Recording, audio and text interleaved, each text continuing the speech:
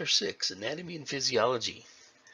Remember, anatomy is a study of the structure of the body, and physiology is how it all works together.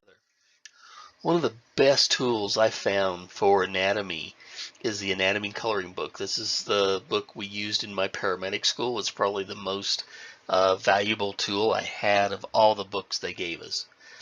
It sounds simple. It's $10 to $15, depends on what features you want to get and what versions you get.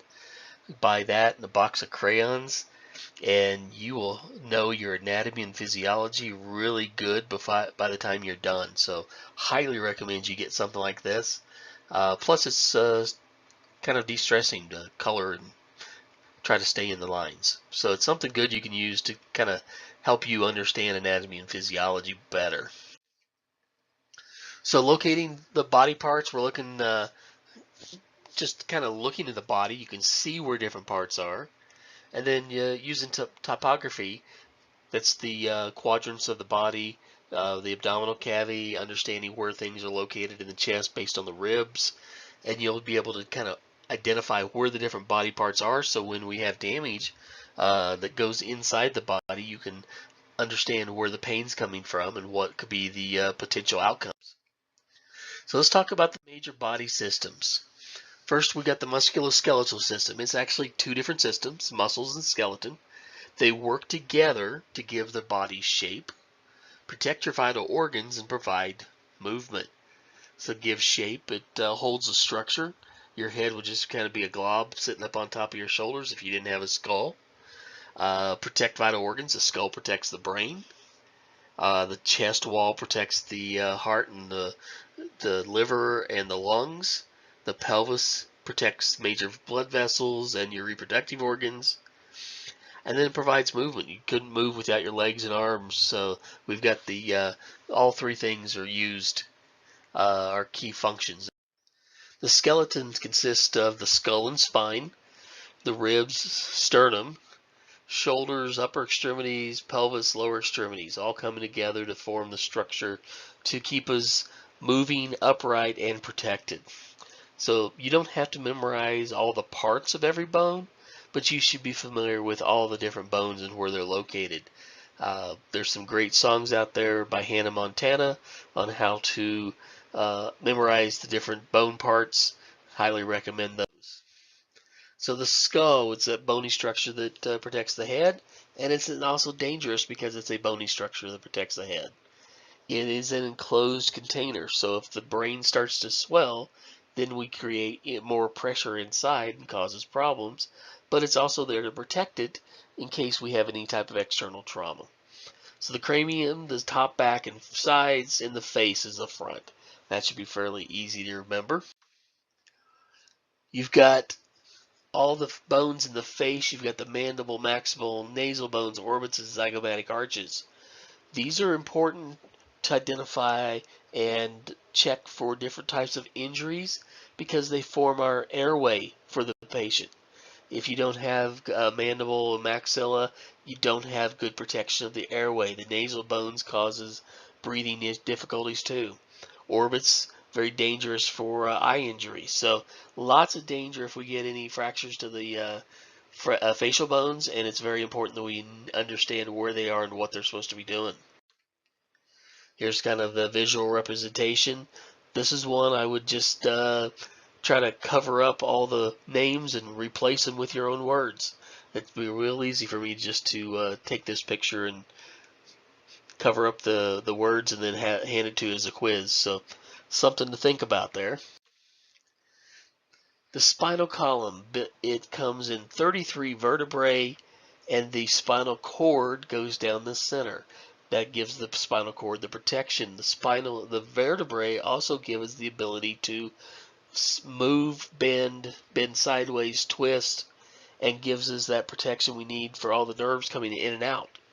So it's important to understand the 33 vertebrae and where they are located. As we get further into the study, we'll identify which vertebrae are located where. The thorax has 12 ribs and a sternum.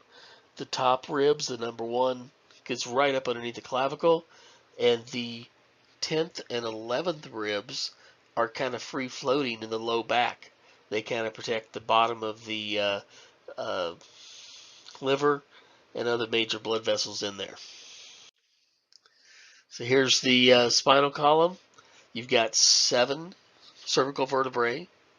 Atlas 1 and Axis 2, or C1 and C2, sit right up underneath the base of the skull. So they're fairly well protected. The C3, 4, and 5 are the ones that can get damaged the easiest, and they're the most dangerous because they control how your diaphragm works. So they control whether you can breathe or not. So people that have fractured have 4.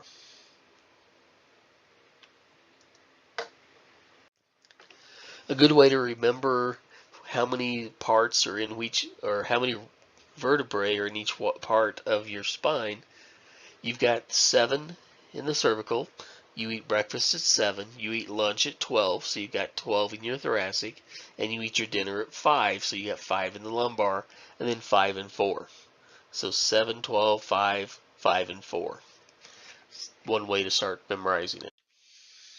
The pelvis is a grouping of several bones that kind of come together and form a ring down at the base of the spine, with the sacrum and coccyx kind of at the back. Then you got the ilium, ischium, and then the pubis around to the front. Hip joints is where the head of the femur comes in and connects with the pelvis. That's another location that we have injuries sometimes. Lower extremities. The femur is the upper leg bone. Really big bone, hard to break, but if it does break, we have some serious issues. We have some bleeding that we need to worry about and other issues. Patella is the kneecap. Tibia is the front bone in the leg. Fibula is the back. The ankle consists of the malleolus, the medial or lateral malleolus, the medial malleolus. Those are the bottom of the tibia. And then the tarsals, which are the bones of the ankles. The foot, you've got metatarsals, the calcaneus, the heel, and the phalanges for the toes. If you've had anatomy and physiology, you don't have to memorize each part of the bone like you had to for those classes, but understanding where the calcaneus and the phalanges are compared to the metatarsals helps you understand where things are when we're talking about different injuries. Upper extremities, you've got the clavicle and scapula that form the shoulder girdle. That's the AC joint. Then we've got the humerus, is the upper bone of the arm. And then you've got the radius and the ulna. The radius is on the thumb side. The ulna is on the other side. Wrist, you've got your carpals. Just remember, carpal tunnel is in the wrists. Then you got your metacarpals and the phalanges for your finger bones. There's a better drawing. It's better in your book. It's hard to see on the screen here, but it shows all the different bones. Again, easy test options for me. Joints, that's where we connect bones. Unlike other things we call joints in Colorado. They're formed when 2 bones come together. We have 2 main types of joints. We got the ball and socket and the hinge. You do have some other joints in the body, but these are the 2 main we're concerned about for injuries. Ball and socket, you'd have something that has more rotation than just up and down. So that'd be like your hip, your shoulder joints. The hinge joint would be like your fingers, your knees. Muscles, divided up into 3 main categories here. Voluntary are your skeletal muscles, the ones that you can use to move around. By saying they're voluntary, it means they need some type of electrical stimulation to move, whether it's a direct thought process that sends a signal out through your nerves, or a spontaneous response like you put your hand on a hot stove and you pull it back before you think about it. Involuntary would be like your esophagus, your stomach, your intestines, the main digestive system, the way we process food. You don't have to think, I need to digest my food. It just happens. Cardiac muscle, strictly in the heart, its main function or main the way it differentiates itself from other parts of the body and the muscles is it has what's called automaticity. It creates its own electrical impulses to make the heart, that muscle, contract. So as we get further into cardiac, we'll learn about the pacemaker and how it sends those signals out, but automaticity is a term you need to be aware of. The next system we want to talk about is our respiratory system. It functions to bring air in so we can draw the oxygen off that air and use it for our body to process and create energy. And then we exhale to get rid of the carbon dioxide and other waste products that are created during the metabolism within our body. So inhalation brings oxygen in, exhalation gets rid of carbon dioxide. The respiratory anatomy, you got the nose and mouth. That's key to getting the air into the body. That's our preferred route to get air in and out. If there's another route created, that causes problems for us. So we need to be looking for those options. We also call that the oral pharynx and nasal pharynx. Their oral means mouth, nasal means nose. So those are the pharynxes. Once the air goes through the trachea down into the lungs, as it goes down, it goes past the glottis. The glottis is an opening that goes into the trachea. We have what's called the epiglottis. Epi means above, so epiglottis sits on top of the glottic opening, which gives us some protection so when we swallow food, it doesn't go down into our trachea. The larynx is where our voice cords are. There's a cartilage membrane that goes right around the larynx. That's the top of the trachea. Trachea is, there's one cervical ring in the trachea. It's called the cricoid. That's a complete round circle. All the rest of them have a space at the back. They're more C-shaped and have a little muscle on the back so that they can expand and contract as needed. But you've got that cricoid membrane or cricoid cartilage, which is one full circle. That's when you work with a paramedic, they will ask you sometimes to do cricoid pressure. That means they want you to grab that little cricoid ring in the neck and push it backwards so that it pushes the vocal cords further posterior so that they can get the endotracheal tube between the vocal cords. It's a little trick they like to use, and you'll come into handy when you can actually find it for them. Once you get past the trachea, it gets those into the bronchi and the alveoli. The bronchi are the tubes that go down into the lungs, and it branches down to the very end where you get alveoli. The alveoli are the little sacs that we have air transfer back and forth. They're very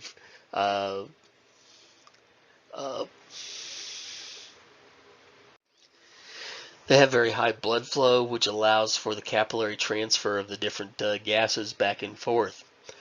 What causes air to go in and out is pressure changes. So we have the diaphragm at the very bottom of the lungs. It kind of sits up underneath the lungs. It's a muscle, and as it changes, expands and contracts, it changes the pressure inside the chest cavity, and the body will naturally try to equalize the pressure. So if we decrease the pressure, it's going to suck air in until the pressure is equalized. If we increase the pressure, it's going to push air out until the pressure is equalized with the outside. There's a visual representation of the major parts of the respiratory system. We've got the upper airway, the pharynx and oral pharynx, nasal pharynx, down to the larynx. The dividing line between the upper airway and the lower airway is the epiglottis. Once it goes into the trachea, past the epiglottis, now we get into the bronchial tubes and down into the lung tissue itself. Inhalation is an active process.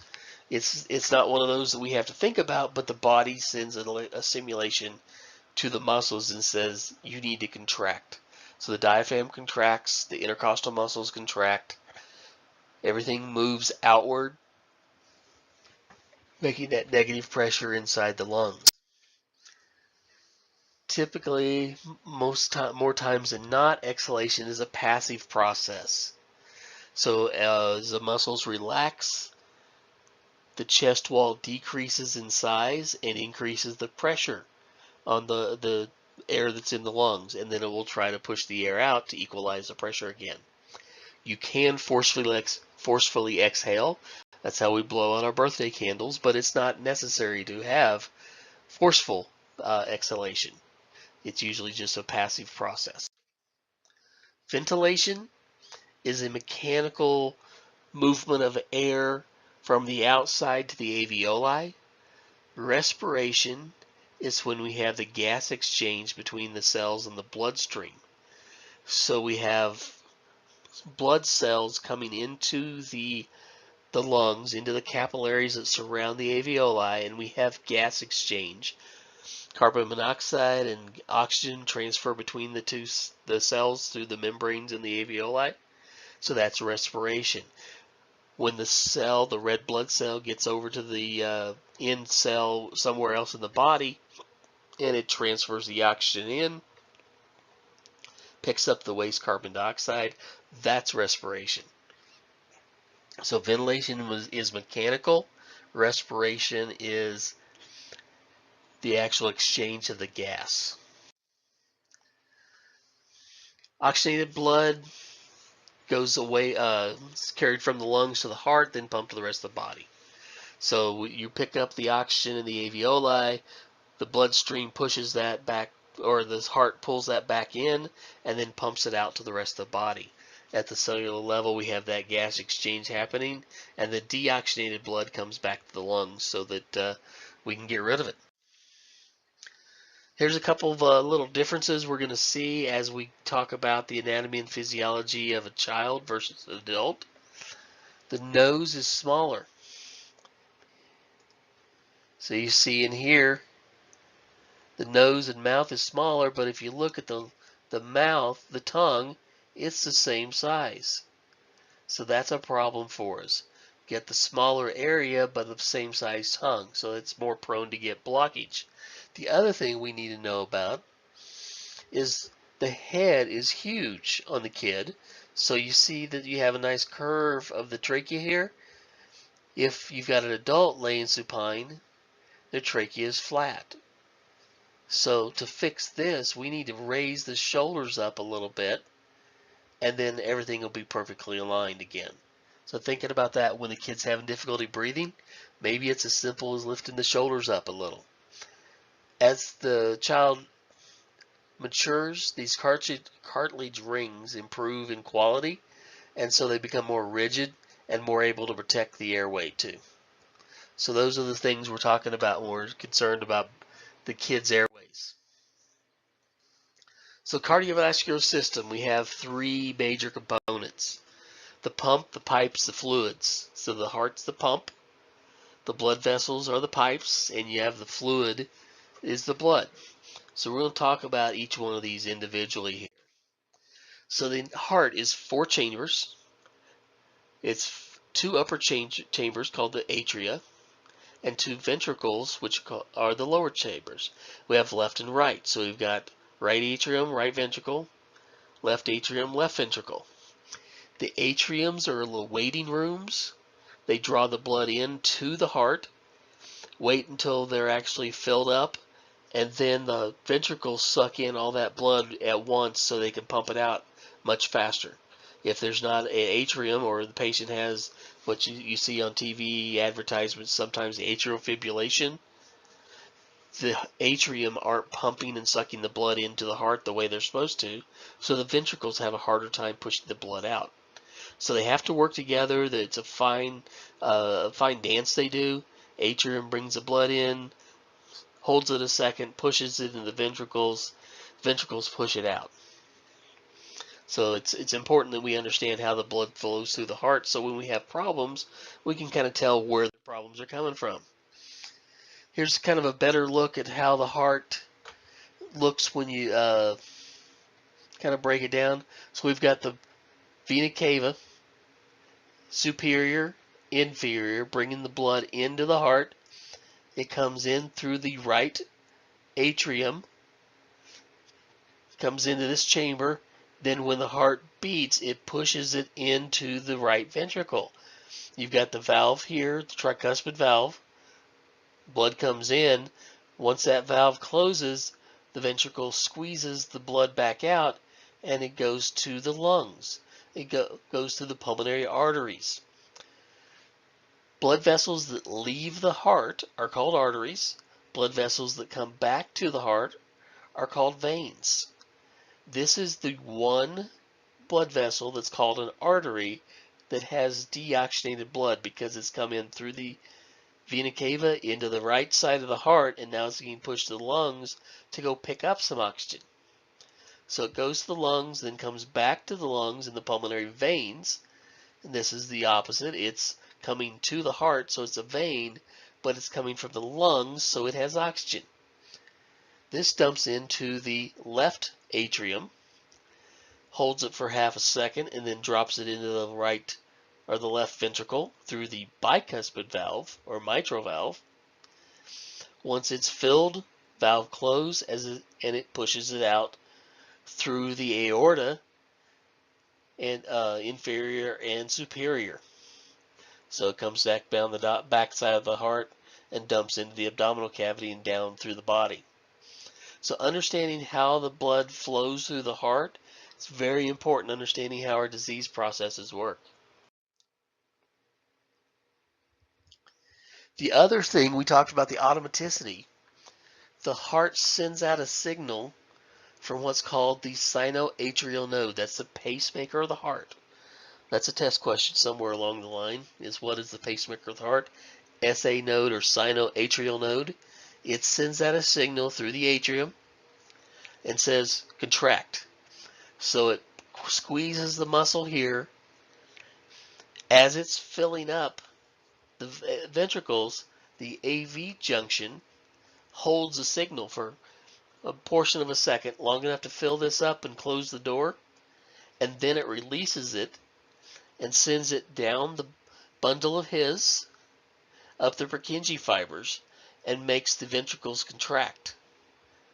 So you've got an SA node contracting these two, the AV node holding it while it fills up, and then as soon as it fills, it releases it, and it makes the ventricles contract.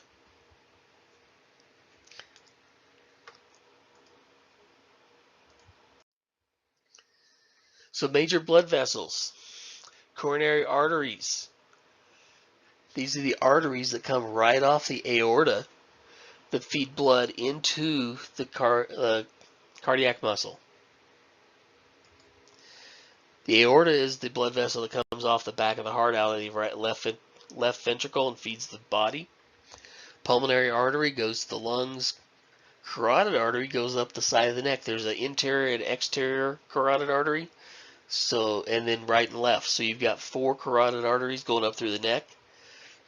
Must think the brain's kind of important because we have 4 arteries to make sure we keep it fed. Femoral artery runs down the inner thigh and provides blood to the lower extremities. Brachial artery goes down the upper extremities and runs down the inside of the humerus. Radial artery is where we take a pulse. Dorsalis tibial or posterior tibial is behind the ankle bone, the malleolus. Interior, exterior malleolus, ankle bone, both sides you can feel the pulse. And dorsalis pedis is the pulse on top of the foot. This is one, if you find it, I would mark it with a pen so you can find it next time. Here's a representation of the gas exchange that happens. Blood comes in through the arteries, goes down to the capillary bed. That's where you have the gas exchange, the real thin walls. They can exchange the oxygen and the carbon dioxide back and forth, and it goes back into the venous system. Because the artery system has pressure behind it, because it's got the pumping of the heart, the venous system does not have it. So you've got valves to keep backflow from happening. So that's something you'll learn when you get into IV classes. When you're putting IVs in, you run into these valves sometimes. But they're necessary in there. They keep the blood from flowing backwards by mistake. 4 major components of the blood we're going to talk about here. You've got your plasma. That's the liquid part of the blood that keeps everything looped up and moving around. Red blood cells are the transports of the bloodstream. They pick up oxygen, pick up carbon dioxide. They push glucose around. The white blood cells are your security guards. They're like the mall cops. They walk around looking for things that don't belong. Sometimes they can get confused with regular tissue, just like a mall cop sometimes makes mistakes. So this is also how the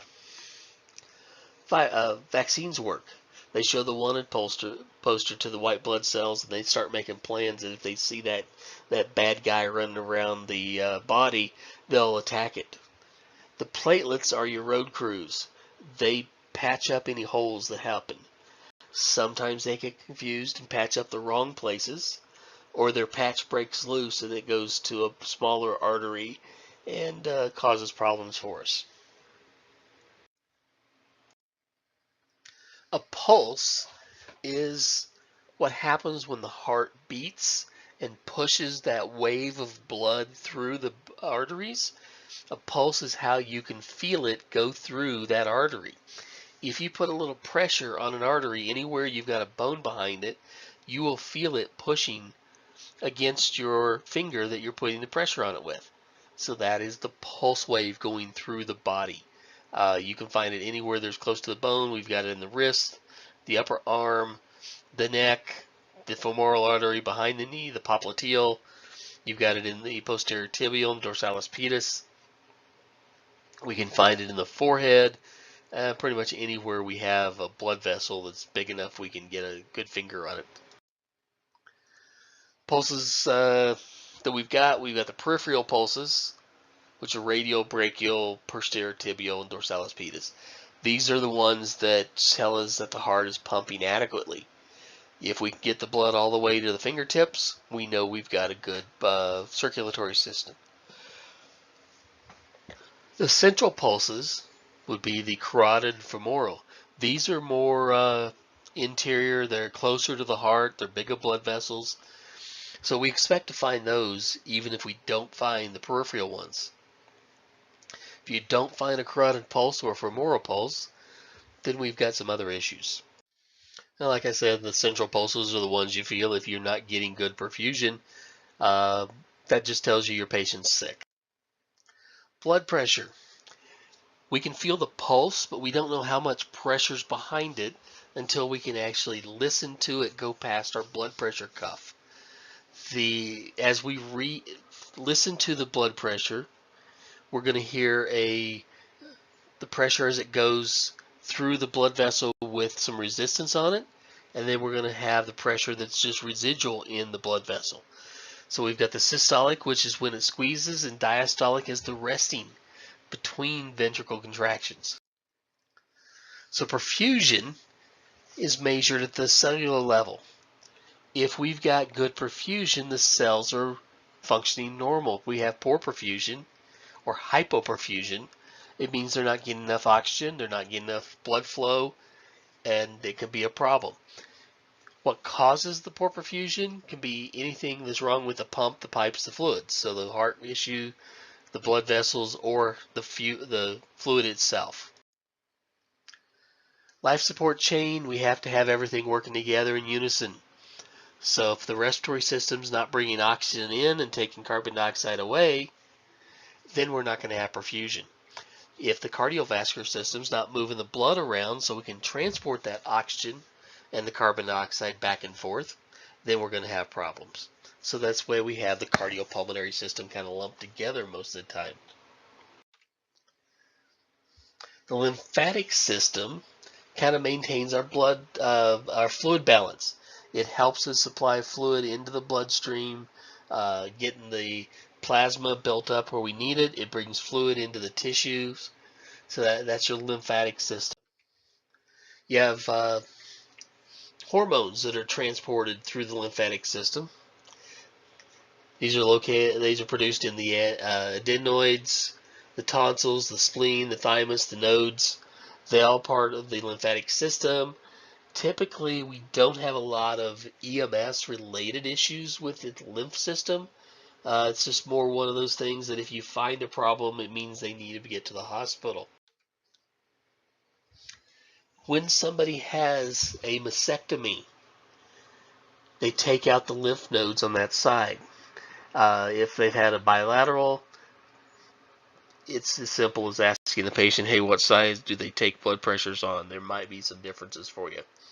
But what we want to do is avoid taking it on the side they've had the lymph nodes removed, just because it can cause more damage for them. Simple solution for every patient, whether you don't even know if they have a mastectomy or any other issues with their lymphatic system. Ask them if it's okay to take a blood pressure on the arm you've chosen. Typically, we pick the one that's closest to us, so we don't have to move back and forth, but ask the patient. They're the one that's in charge here. Can I take a blood pressure on this arm? Oh, okay, I'll use the other arm. Thank you.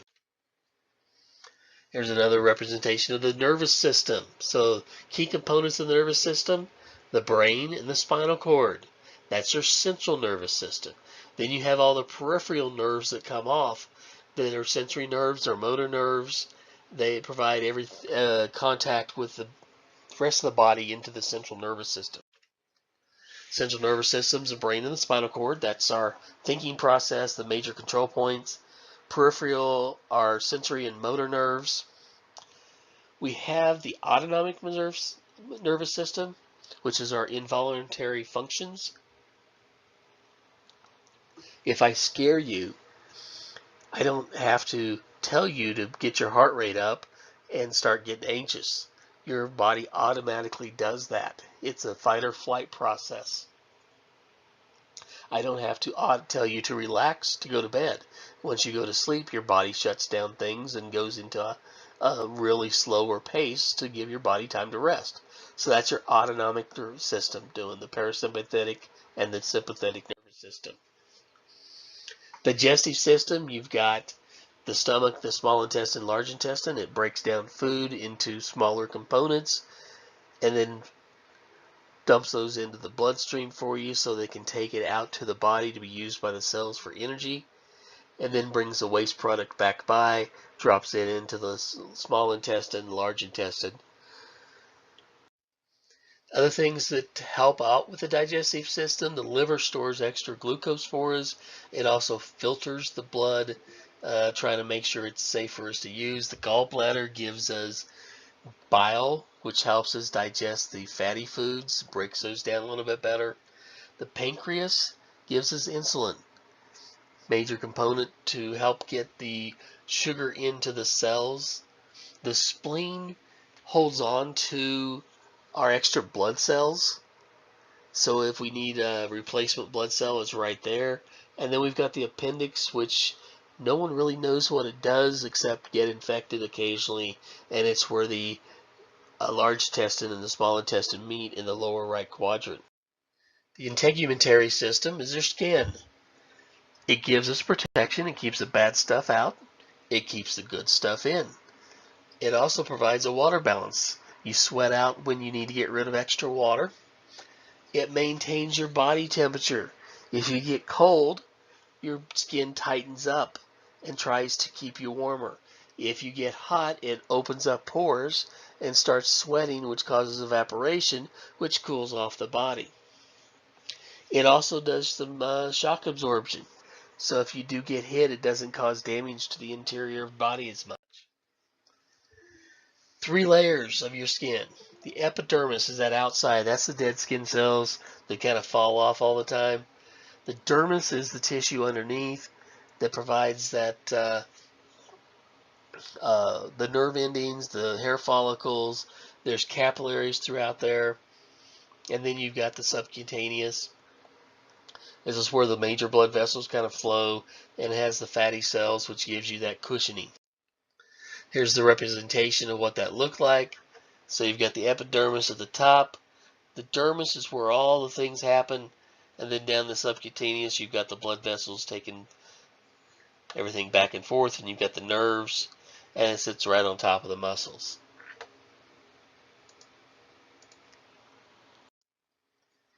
Endocrine system, those are the hormones that regulate the body. So we've got the pancreas dropping out insulin for us, the adrenal glands, epinephrine. Epinephrine helps us get excited when we have fight or flight response. It also helps us if we're having trouble maintaining a blood pressure or a pulse rate. It increases those for us. Here's portions of the endocrine system. Got the pituitary gland up in the brain. You got the thyroid gland, the thymus. Then we've got the adrenal glands around the kidneys. You've got the ovaries, testes, and pancreas. All different hormone secretion systems. Typically not issues for us in EMS, but we need to be aware of them. The renal system. This helps maintain our fluid balance in our body, helps maintain the right pH. If the more you know about pH, the body likes to be in a fairly neutral posture, so it raises or lowers the pH based on the needs.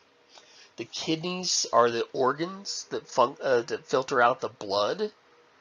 They filter the fluids as they come out. If you've ever seen somebody who's been on kidney dialysis, they have to go in every 2 or 3 days to get their blood filtered because their kidneys aren't doing the filtering for them. So it's kind of like the fuel filter of the body. The bladder holds the urine that is drawn out, waiting to go to excrete from the body. So they work together on a process. It's kind of a picture of the renal system for you. You get the kidneys located about the midline of the abdominal cavity. Kidneys are technically retroperitoneal. They're outside of the abdominal cavity, but they sit on the back. Interesting thing is when they do surgery on the kidneys, they typically go in from the front. If they have to transplant a kidney, they'll put them in the front of the body too, so they don't have to go in through the back and disrupt the spinal column or the ribs. It's interesting.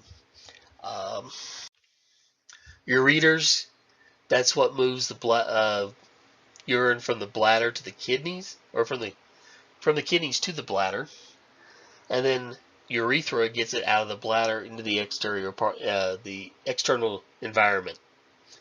So these typically don't have a lot of damage to them unless we have direct impact, like a penetrating wound or some pelvic trauma. Reproductive system, the male genitalia is pretty well exposed to trauma, so that's something we have to be aware of. The testicles and the penis are easily damaged from some type of external trauma. Be very supportive of your patient because they're very painful injuries there. It's just a lot of the visual representation of where the different reproductive organs are. Female reproductive organs are a little bit more protected in the pelvis. You got your ovaries, your uterus, and your vagina. Everything's interior, so to have damage, you have to have some type of penetrating trauma. Thank you for taking the time to watch this video. Hopefully it helps you on your journey to become an EMT.